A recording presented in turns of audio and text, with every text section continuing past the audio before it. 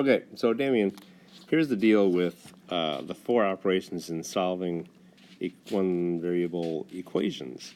So let's do addition first. So if I've got x, if I've got x plus 10 equals 30, the whole idea is to get the x by itself.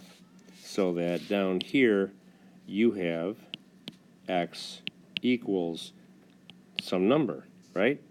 So the way to get rid of the plus 10, or the way to isolate the x and get it by itself, is to do the inverse of what you're doing with the 10. Well, I'm adding 10, so the inverse of that is to subtract 10 from both sides. Make sure and do it to both sides. Whatever you do to one side of an equation, you have to do the exact same thing to the other. The left side, the 10s cancel out because you're doing inverse operations. You're adding it and then you're subtracting it. So they cancel out. All you have left is x. On the right side, 30 minus 10 is 20, and I've got my answer. So that is what addition looks like. On this side, I'll do subtraction. So now what if I have a minus 60 equals 100? And again, I want to get the variable all by itself, so I have a equals some number. So the question becomes, how do I get the a by itself? How do I get rid of the 60? Well, what are you doing with the 60? I'm subtracting it. Well, the opposite of subtracting 60, that's right, is adding 60 to both sides.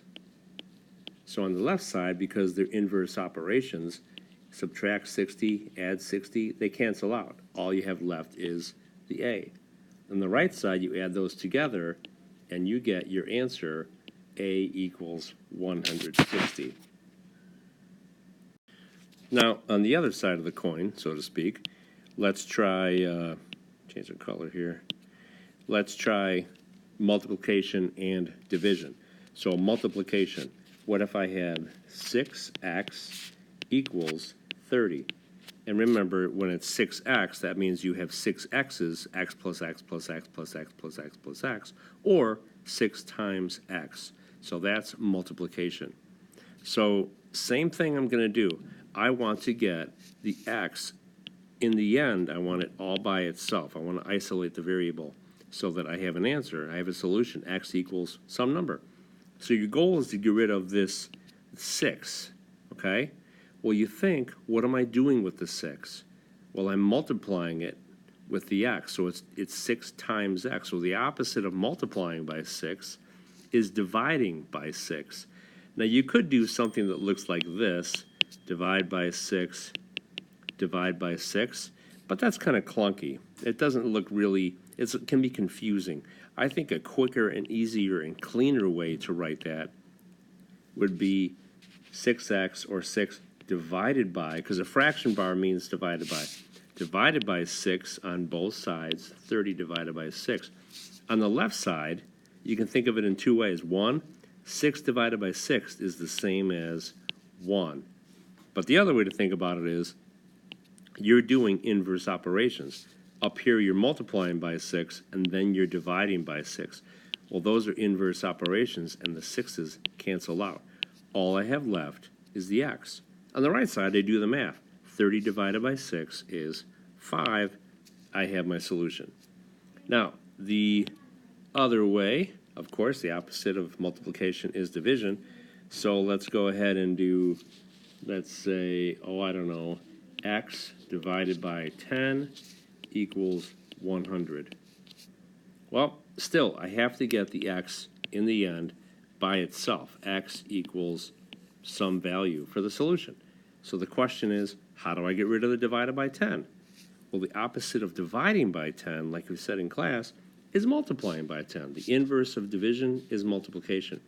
So instead of dividing by 10, I'm going to rewrite it, x divided by 10 times 10 equals, now you got to do the same thing on the right side, 100 times 10. And if you want to write on the left side, if you want to write that 10 as a fraction so it seems a little easier to picture, that's fine, because 10 over 1 is the same as 10. Well, on the left side, they cancel each other out, because here you're dividing by 10, and then you're multiplying by 10. So those two 10s cancel each other out. So they're gone. All you have left is the x. Now, on the right side, you just do the math. 100 times 10 is 1,000. And you have your solution, x equals 1,000. All right, let me know if this helps. See you tomorrow. Bye-bye.